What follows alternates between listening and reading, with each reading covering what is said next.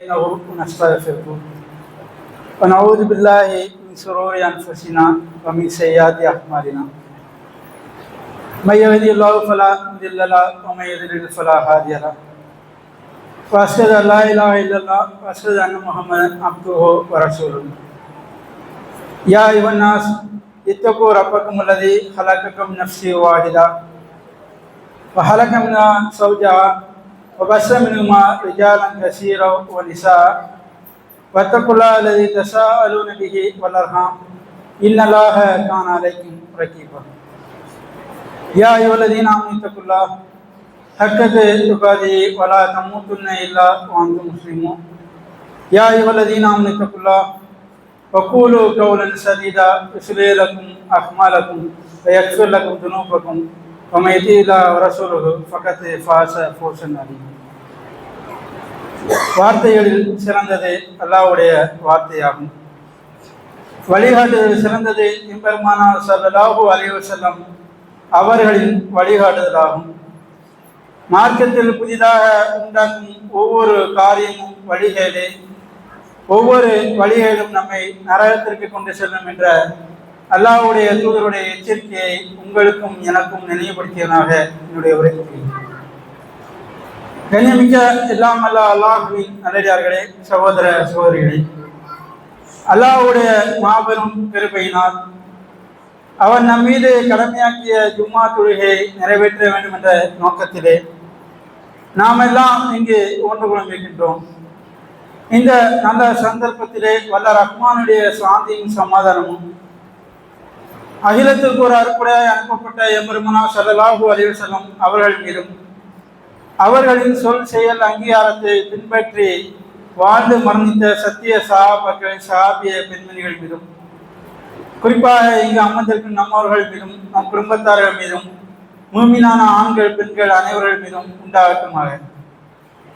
எல்லாம் அல்ல அல்லாஹ்வின் நல்லடியார்களே, சகோதர சகோதரிகளே, அல்லாஹு ரப்புல் ஆலமீன் இந்த உலகத்திலே கோடிக்கணக்கான உயிரினங்களை, ஜீவராசிகளை படைத்திருக்கின்றான். அப்படி படைக்கப்பட்ட படைப்பினங்களிலே சிறந்த படைப்பாக அல்லாஹ் ரப்புல் ஆலமீன் மனித சமூகத்தை தேர்ந்தெடுத்து அந்த சமூகம் எப்படிப்பட்ட வாழ்க்கையை வாழ வேண்டும், அந்த சமூகத்துக்காக நாம் பிற்காலத்திலே நாம் ஒரு வாழ்க்கையை ஏற்படுத்தி இருக்கின்றோம், அந்த வாழ்க்கைக்காக எப்படிப்பட்ட வாழ்க்கையை வாழ வேண்டும் என்பதை பற்றி அல்லாஹ்வும் அல்லாஹ்வுடைய தூதரும் தன்னுடைய திருமறை குர்ஆனுடைய மூலமாகவும் அல்லாஹ்வுடைய தூதருடைய பொன்மொழிகள் மூலமாகவும் நமக்கு எடுத்துரைக்கின்றார்கள். அப்படிப்பட்ட ஒரு வாழ்க்கையை ஒரு மனிதன் அல்லாஹ்வும் அல்லாஹ்வுடைய தூதரும் சொன்ன அடிப்படையில் வாழ்ந்தால் நாளை மறுமையில் அல்லாஹ் உங்களுக்காக சுவனத்தை ஏற்படுத்தி வைத்திருக்கின்றான்.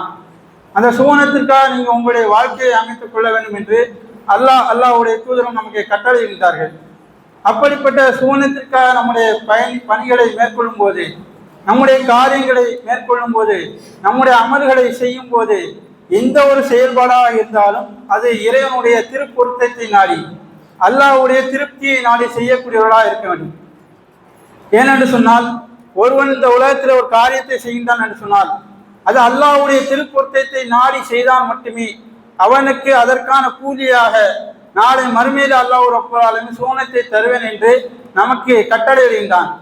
இன்றைக்கு நாம் பார்க்கின்றோம், நம்முடைய வாழ்க்கையிலே நாம் செய்யக்கூடிய செயல்பாடுகள் எப்படிப்பட்டதாக இருக்கின்றது என்று நாம் சிந்தித்து பார்த்தோம் என்று சொன்னால், நம்முடைய செயல்பாடுகள் இந்த உலகத்திற்கானதாக இருக்கின்றதா, நாளை மறுமையில் அல்லாஹ் கொடுக்கக்கூடிய அந்த சுவனத்திற்காக அல்லாஹ்வுடைய திருப்திக்காக இருக்கின்றதா என்று நம்மை நாமே சுய பரிசோதனை செய்து பார்க்க வேண்டும்.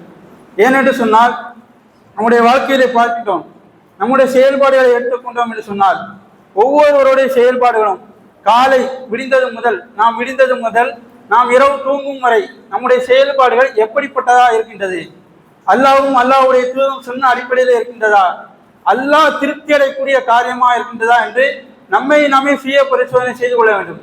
இன்னைக்கு பார்க்கிறோம், ஒவ்வொரு மனிதனுடைய செயல்பாடுகளும் இன்றைக்கு வாழக்கூடிய மக்களுக்கு மத்தியிலே பிற மக்களுடைய திருப்தியை நாடி, பிறருடைய திருப்தியை நாடி, பிறருடைய நேசத்தை நாடி செய்யக்கூடிய காரியமா இருக்கக்கூடியதை பார்க்கின்றோம். உதாரணமா எடுத்துக்கோங்க, பள்ளிக்கூடத்திலே படிக்கக்கூடிய ஒரு மாணவனை எடுத்துக்கொள்ளுங்கள்.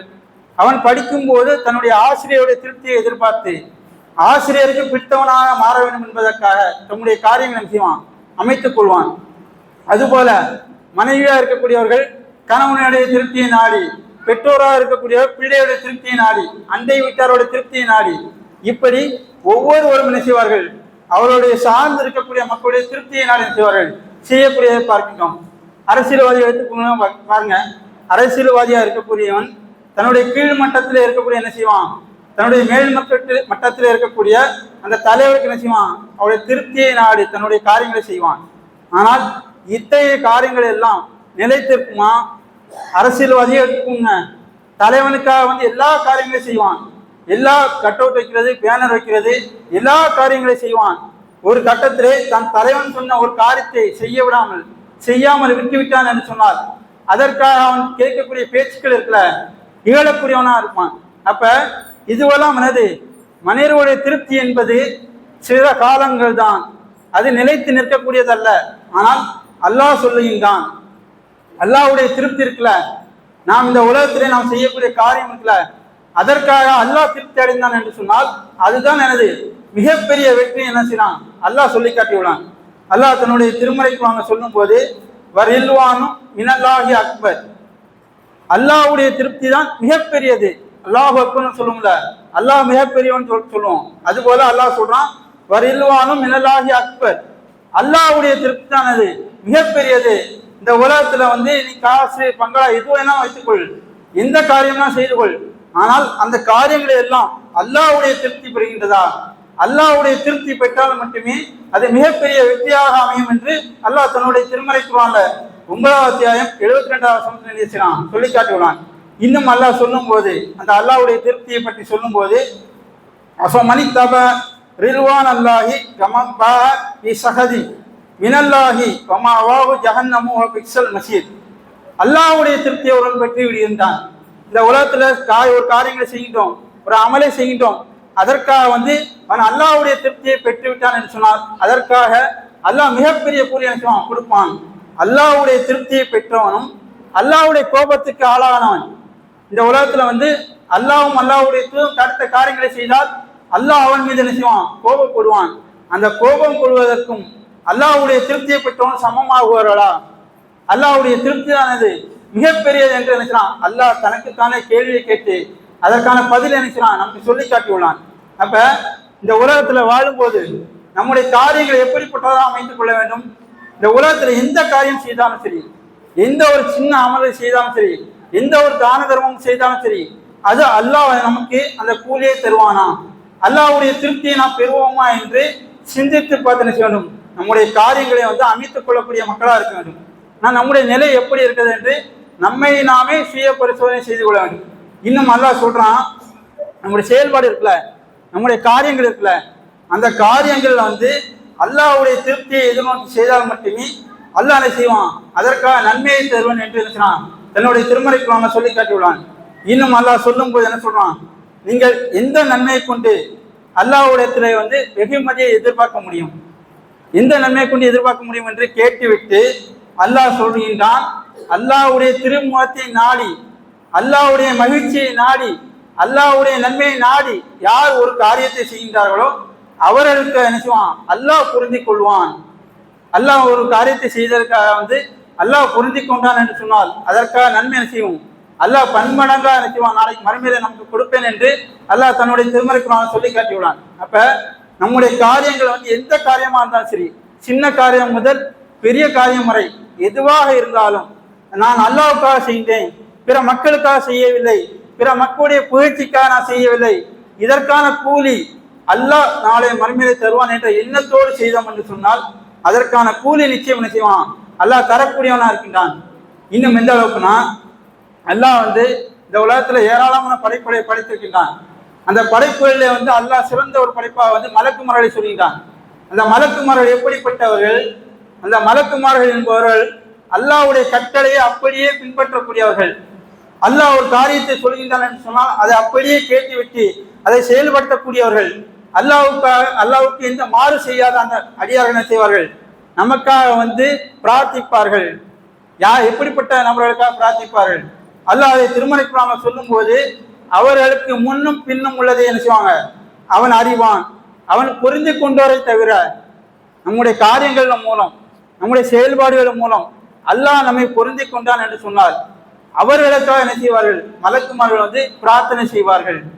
மலக்குமார்கள் எப்படிப்பட்டவர்கள்?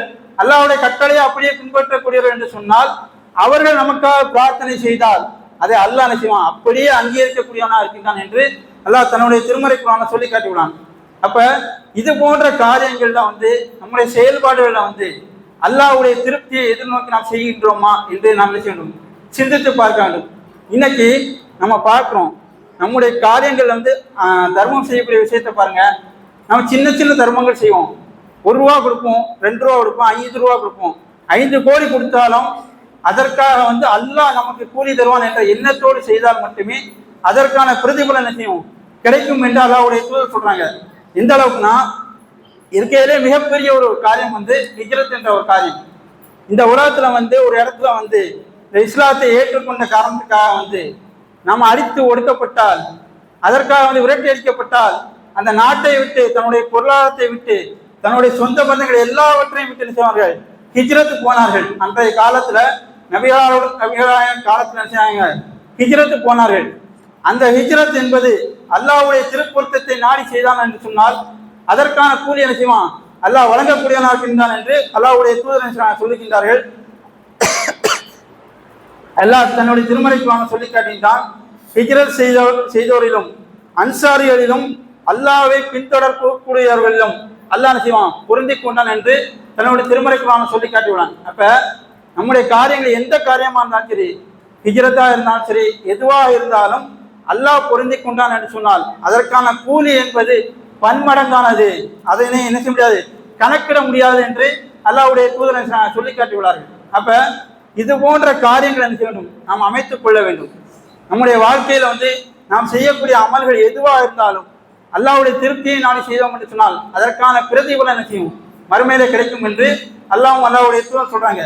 ஆனால் அல்லாஹ்வுடைய தூதரோடு வாழ்ந்த மக்கள் இருக்கிறார்கள் அல்லவா, நபியை தோழர்கள், அவருடைய வாழ்க்கையை எடுத்துக்கொண்டோம் என்று சொன்னால் அவருடைய ஒவ்வொரு நிலையிலும் தம்முடைய பொருளாதாரத்தை கொடுக்கக்கூடிய விஷயமா இருந்தாலும் சரி, தம்முடைய உயிரை வந்து இந்த மார்க்கத்துக்காக அர்ப்பணிக்கக்கூடிய விஷயமா இருந்தாலும் சரி, எல்லா காரியத்தையும் செய்தார்கள் அல்லாஹ்வுடைய திருப்தியை நாடி, அல்லாஹ்வுடைய நேசத்தை நாடி, அல்லாஹ்விடம் நன்மையை நாடி செய்தார்கள்.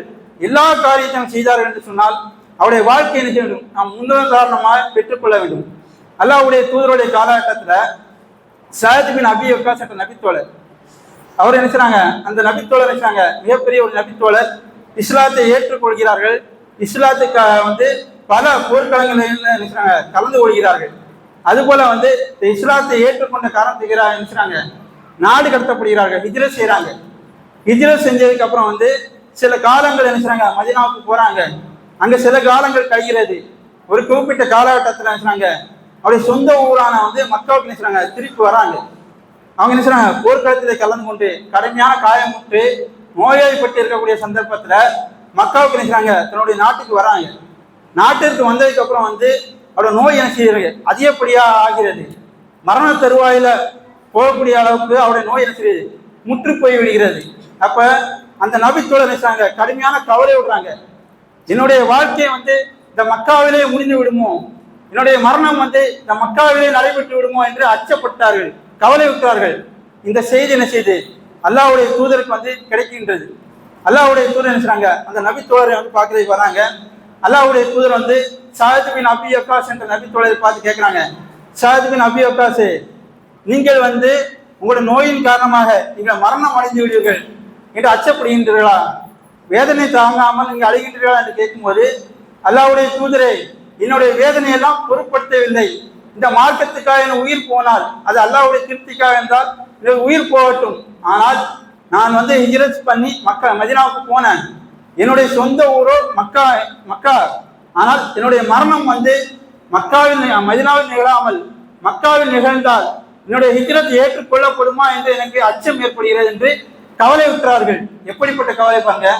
தன்னுடைய ஹிஜ்ரத் வந்து அல்லாஹ் பொருந்தி கொண்டானா, அல்லாஹ்வுக்காக நான் செய்த ஹிஜ்ரத் வந்து அல்லாஹ் பொருந்தி கொண்டானா என்று கவலை விட்டார்கள் என்று சொன்னால் அவருடைய செயல்பாடுகளை எப்படி அமைத்துள்ளார்கள்?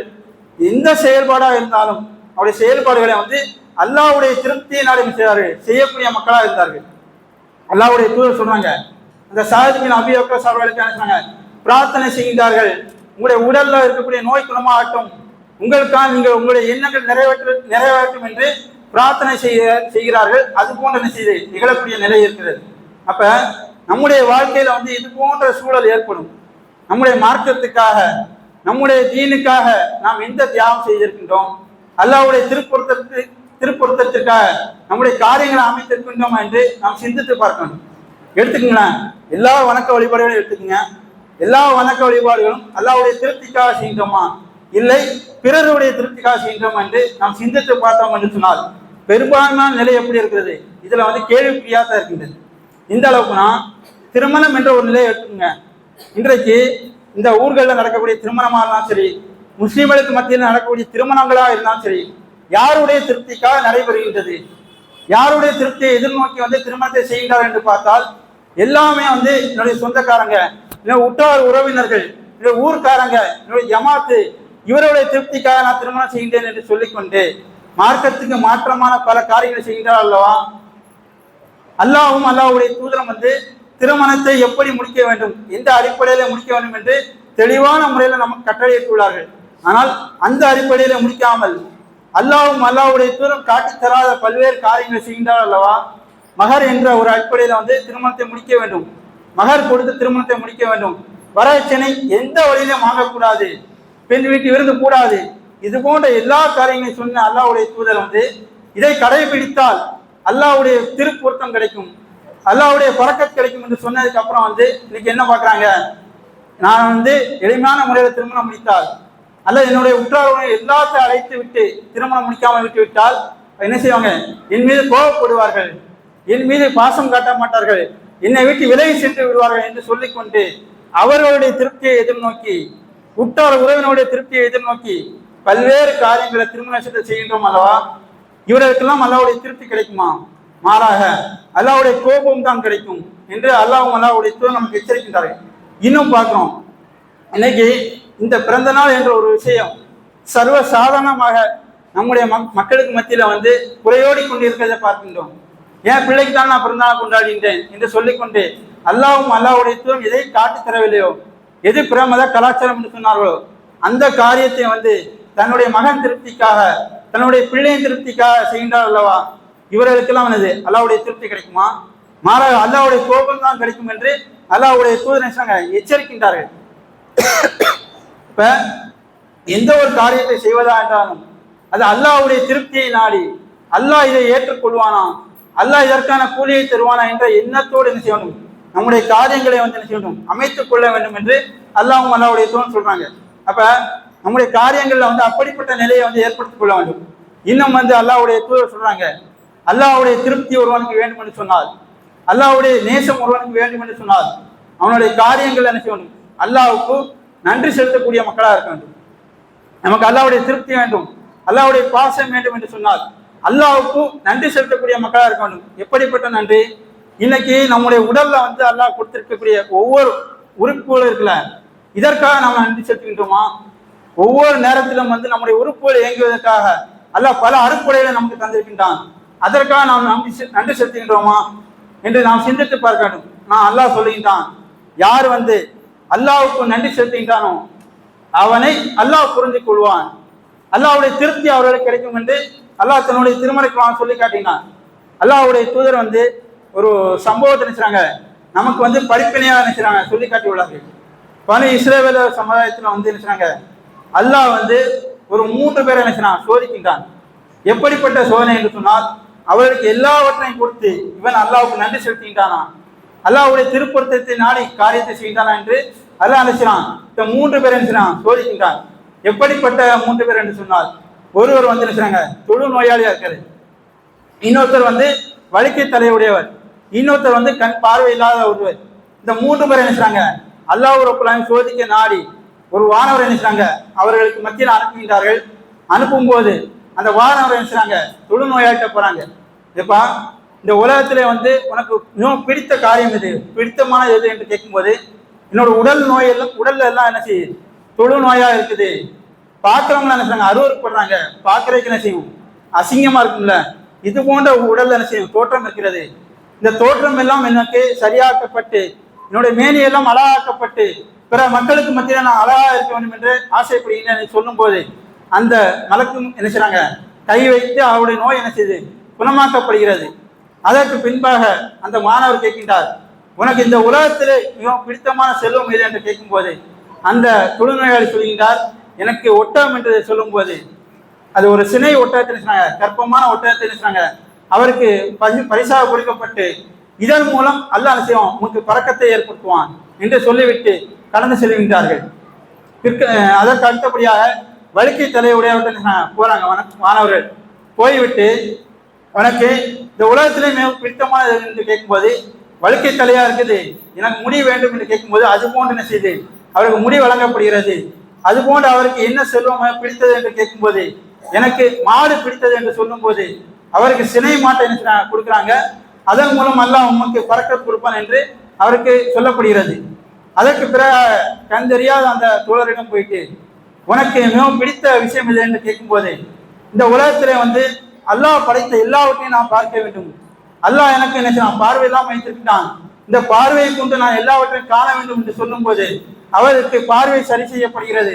அது போன்று அவருக்கு ஆடு என்ன செய்து பரிசாக கொடுக்கப்பட்டு அதன் மூலம் பறக்கச் செய்யப்படுகிறது. இப்போது அல்லாஹ் வைக்கக்கூடிய சோதனை எப்படிப்பட்ட சோதனை தெரியுமா? நமக்கு நம்முடைய வாழ்க்கையிலும் இது போன்ற ஒரு சோதனை இருக்கும். நமக்கு அல்லாஹ் பொருளாதாரத்தை தந்திருப்பான், அது போன்ற ஒரு சோதனை தான் நினைக்கிறான். அல்லாஹ் அந்த 3 பேருக்கு சோதனை வைத்திருக்கின்றான். மிகப்பெரிய ஒரு பொருளாதாரம் கனவாயாக மிகப்பெரிய அளவில் நினைச்சது பெருக்கப்படுகிறது. அந்த தோழர்களிடம் நினைச்சாங்க, வானவர் வீட்டுக்கு போறாங்க. எப்படிப்பட்ட நிலையில என்று சொன்னால் தொழுநோயாளி எப்படி இருந்தாரோ அது போன்ற தோட்டத்தை நினைச்சாங்க. போய்விட்டு இது போன்று நான் வெளியூர்ல வர்றேன், என்னுடைய பணம் எல்லாம் தொலைந்து விட்டது, என்னுடைய பொருளாதாரம் எல்லாம் போய்விட்டது, நான் என்னுடைய ஊருக்கு போக வேண்டும் என்று சொன்னால் எனக்கு நீ உதவி செய்ய வேண்டும் என்று கேட்கிறார்கள். தொழுநோயாளி என்ன செய்ய வேண்டும்? இது அல்லாஹ் நமக்கு சருமத்தை குணப்படுத்தி இருக்கின்றான், அல்லாஹ் நமக்கு பொருளாதாரத்தை வழங்கியிருக்கின்றான், அதற்காக நான் நன்றி செலுத்த வேண்டும் என்று அதை கொடுக்க வேண்டும் அல்லவா? அவர் என்ன சொல்கிறார் என்று சொன்னால், எனக்கே போதாது, என்னுடைய பொருளாதாரம் என்னுடைய குடும்பத்துக்கே பத்தாது என்று ஒரு பதிலை சொல்லும் போது அந்த வானவர் சொல்றாங்க, எப்பா நீ உன்னுடைய பழைய தோற்றம் எப்படி இருந்தது என்று சொன்னால் தொழு நோயாளியாக இருந்த ஏழையாக இருந்தாய், ஆனா அல்லாஹ் உனக்கு என்ன செய்தான், இதை கொடுத்தான் அல்லவா அப்படின்னு சொல்லும் போது இல்லை இல்லை, இது அல்லாஹ் கொடுக்கவில்லை, என்னுடைய வாழையடி வாழையாக என்னுடைய சர்மம் என்னது இப்படி அழகாகத்தான் இருந்தது, என்னுடைய பொருளாதாரம் எல்லாம் என்னுடைய வாழையடி வாழையாக கிடைத்தது என்று சொல்லும் போது இதில் நீ பொய்யனாக இருந்தால் அல்லாஹ் என்ன செய்வான், உன்னுடைய பழைய நிலைக்கு என்ன செய்வான், மாற்றுவான் என்று சொல்லிவிட்டார்கள். அப்படியே பழைய நிலை மாற்றப்படுகிறது. அது போன்று அந்த வழக்கை தலைவருடைய போறாங்க, எப்ப இது போன்று பொருளாதாரம் இல்லை உதவி செய்யும் கேட்கும் போது அவரும் என்ன செய்றாரு, எப்படி முதல் நபர் பதில் சொன்னாரோ அது போன்ற ஒரு பதிலை என்ன செய்றாரு சொல்லுகின்றார். அவருக்கு மனது பழைய நிலைக்கு மாற்றப்படும் என்று சொல்லிவிடுகிறார்கள். அது போன்று அந்த கண்டறியா அந்த தோழரிடம் போயிட்டு, எப்பா நான் இது போன்ற வெளியூர்ல இருந்து வந்திருக்கேன், எனக்கு பொருளாதாரம் தேவைப்படுது, உங்கள்கிட்ட இருக்கிற ஆட்டை என்ன செய்ய எனக்கு கொடு, நான் அதன் மூலம் என்ன செய்யறேன் என்னுடைய ஊருக்கு போயிடுவேன், என்னுடைய தேவையை நிறைவேற்றிக் கொள்வேன் சொல்லும் போது அந்த கண் தெரியாத அந்த தோழர் என்ன செய்கிறார், எப்பா நான் கண் தெரியாத கூடனா இருந்தேன், எனக்கு பொருளாதாரம்லாம் கிடையாது, அல்லாஹ் என்ன செய்தான் இந்த பொருளாதாரத்தை எனக்கு கொடுத்தான், இந்த பொருளாதாரத்தை என்ன செய் நீ எடுத்துக்கொள், என்ன தேவையோ எல்லாத்தையும் எடுத்துக்கோ, நான் என்ன செய்ய மாட்டேன், அல்லாஹ்வின் மீது ஆணையாக நான் எதையுமே திருப்பி கேட்க மாட்டேன் என்ன செய்யறாரு அந்த தோழர் பதில் சொல்கின்றார். இந்த பதிலை கேட்டவுடன் அந்த வானவர் என்ன சொல்கின்றார், எப்பா இது அல்லாஹ் உனக்கு வைத்த டெஸ்ட், உங்கள் மூவருக்கும் என்ன செய்தான், அல்லாஹ் ஒரு பரீட்சை வைத்தான், அதில் நீ வென்று விட்டாய், அல்லாஹ் உன் மீது திருப்தி அடைந்து விட்டான், உங்கள் இரு தோழர்கள் மீது அல்லாஹ் கோபப்பட்டு விட்டான் என்று பதில் சொல்லும் போது பார்க்கின்றோம். சம்பவம் சொல்லக்கூடிய செய்தி என்ன, நான் பெற வேண்டிய படிப்பினை என்ன, இன்னைக்கு அல்லாஹ் நமக்கு பல பொருளாதாரத்தை கொடுத்துருப்பான், லட்சமா கொடுத்துருப்பான், கோடி கோடியாக கொடுத்துருப்பான், எல்லா பொருளாதாரத்தையும் நாம் அல்லாஹ்வுடைய திருப்தியை நாளை செலவு செய்கின்றோமா? என்ன செலவாக இருந்தாலும் சரி, குடும்பத்துக்கு செலவு செய்யக்கூடிய செலவாக இருந்தாலும் சரி, ஏழைகளுக்கு கொடுக்கக்கூடிய பொருளாதாரமாக இருந்தாலும் சரி, எதற்காக இருந்தாலும் நன்மையான காரியங்களுக்கு நாம் செய்கின்றோமா? இதற்கான கூலி அல்லாஹ் திருப்தியோடு நமக்கு தருவானா என்று நாம் சிந்தித்து பார்க்க வேண்டும். ஆனால் நம்முடைய மக்களுடைய நிலை எப்படி இருக்கிறது, அல்லாஹ் பொருளாதாரத்தை கொடுத்திருக்கின்றான், அந்த பொருளாதாரத்துக்காக நன்றி செலுத்தாமல் தாந்தோன்றித்தனமாக திருமணம் என்ற நிகழ்ச்சியாக இருந்தாலும் சரி, எதுக்காக இருந்தாலும் சரி, அல்லாஹ் தடுத்த காரியங்களுக்கு இது போன்ற பொருளாதார செலவிடுகிறார்கள். இதற்காக அல்லாஹ் திருப்தி அடைவானா என்று நாம் சிந்தித்து பார்க்க வேண்டும். இன்னும் எந்த அளவுக்குனா அல்லாஹ்வுடைய திருப்தி வேண்டும் என்று சொன்னால் இன்னும் பல காரியங்களை அல்லாஹ்வுடைய தூதர் நமக்கு சொல்லி காட்டியுள்ளார்கள். எந்த அளவுக்குனா அல்லாஹ்வுடைய திருப்தியை ஒருவன் பெற வேண்டும் என்று சொன்னால் இந்த உலகத்துல வாழும்போது அவன் பேசக்கூடிய பேச்சு இருக்குல்ல, அது அல்லாஹ்வுடைய திருப்தியை நாடி உள்ள பேச்சா இருக்கணும். இன்னைக்கு பேசக்கூடிய பேச்சுல சர்வ சாதாரணமாக கெட்ட வார்த்தைகளிலும் பிறரை திட்டக்கூடிய வார்த்தைகளிலும் சர்வசாதாரணமா நம்ம பயன்படுத்திக்கிட்டோம். நான் இதற்கெல்லாம் என்ன செய்வாங்க, அல்லாஹ் நாளை மறுமையிலே குற்றம் பிடிப்பான். அல்லாஹ்வுடைய தூதர் சொல்றாங்க, அல்லாஹ்வுடைய திருப்தியை நாடி ஒரு வார்த்தையை பேசுகின்றான், ஆனா அவன் என்ன செய்ய மாட்டான், அல்லாஹ் இதற்கான கூலியை தருவான் என்ற ஒரு சிந்தனை இல்லாம அல்லாஹ்வுடைய திருப்தியை நாடி ஒரு நல்ல வார்த்தையை பேசுகின்றான். அதற்காக என்ன செய்வான், அல்லாஹ்வுடைய அந்தஸ்தை என்ன செய்வான், உயர்த்துகின்றான். இன்னொருத்தர் என்ன செய்றாங்க, அல்லாஹ்வுடைய திருப்தியை கோபத்தை யோசிக்காம இருக்கிறான், ஒரு கெட்ட வார்த்தையை பேசுகின்றான். அப்படி பேசும்போது அல்லாஹ்வின் கோபத்தின் மூலம் அவன் நரகத்துக்கு செல்லக்கூடிய நிலை ஏற்படும் என்று அல்லாஹ்வுடைய தூதர் எச்சரிக்கின்றார்கள். இன்னைக்கு நமக்கு துன்பம் ஏற்படும் போது சரி, எந்த ஒரு விஷயமா இருந்தாலும் சரி, பிற மக்கள் நம்மோட பேசும்போது கோபத்தை ஏற்படுத்துவார்கள், நம் மீது கடினமான வார்த்தைகளை சொல்வார்கள். அந்த சந்தர்ப்பத்திலும் நான் அல்லாஹ்வுடைய திருப்திக்காக நான் நன்மையான காரியங்களை செய்வேன், நல்ல வார்த்தைகளை சொல்லுவேன் என்று நாம் சொன்னோம் என்று சொன்னால் அதற்காக என்ன செய்வான், அல்லாஹ் நம் மீது திருப்தி அடைவான், நாளை மறுமையில் அதற்கான கூலி கிடைக்கும் என்று அல்லாஹ்வுடைய தூதர் சொல்லி காட்டியுள்ளார்கள். அப்ப இது போன்ற நம்முடைய காரியங்களை செய்யணும். எந்த ஒரு காரியமா இருந்தாலும் சரி, சின்ன அமலா இருந்தாலும் சரி, தொழுவோம், இது அல்லாஹ் என்ன செய்வான், இதற்கான கூலியை தருவான் என்று சிந்தனையோடு தொழ வேண்டும். நோன்பு, ஹஜ்ஜி, எந்த ஒரு காரியம் செய்தாலும் இதற்கான கூலி என்ன செய்வான், அல்லாஹ் தருவான் என்ற சிந்தனையோடு நாம் செய்தோம் என்று சொன்னால், பிற மக்களுக்காக இல்லாமல், பிற மக்கள் நம்மளை புகழ வேண்டும் என்று இல்லாமல், பிற மக்களுக்கான புகழ்ச்சியை எதிர்பார்க்காமல் இதற்கான கூலியை அல்லாஹ் தருவான் என்ற சிந்தனையோடு செய்தோம் என்று சொன்னால் அல்லாஹ்வுடைய திருப்தி நமக்கு கிடைக்கும். அல்லாஹ்வுடைய திருப்தியை ஒருவன் பெற்றுவிட்டான்னு சொன்னால் அவன் என்ன செய்வான், நாளை மறுமையில உயர்தரமான சோனத்திலே இருப்பான். அந்த சோனம் என்பது எப்படிப்பட்டது என்று சொன்னால், எந்த கண்ணும் பார்த்திடாத, எந்த காதும் கேட்டிடாத, எந்த உள்ளமும் சிந்தித்திடாத அந்த சோனத்தை நமக்காக ஏற்படுத்தியிருக்கின்றான். அந்த சோனத்திற்கு சென்றிருக்கிறவங்க என்ன செய்வான், அல்லாஹ் என்ன செய்வான், நம்ம நினைவு கேட்பான், எப்பா உனக்கு ஏதாவது தேவை இருக்கிறதா, அடியான் சொல்லுவானாம், யா அல்லாஹ் எனக்கு எல்லாவற்றையும் தந்து விட்டு, எல்லா வகையான இன்பங்களும் எனக்கு கிடைத்து விட்டேன் என்று சொல்லும் போது, இதை விட சிறந்ததை நான் உங்களுக்கு தருகின்றேன் என்று சொல்லுவாங்க.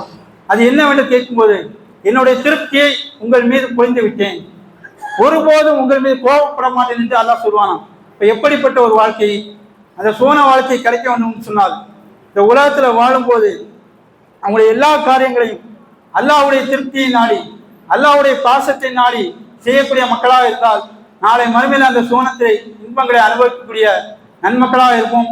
அப்படிப்பட்ட காரியங்களை செய்து நாளை மறுமையிலே சோனத்துக்கு செல்லக்கூடிய நன்மக்களாக அல்லாஹ் நம் அனைவரையும் ஆக்கி அருள் புரிவானாக. அஸ்ஸலாமு அலைக்கும் வரஹ்மத்துல்லாஹி வபரகாத்துஹு.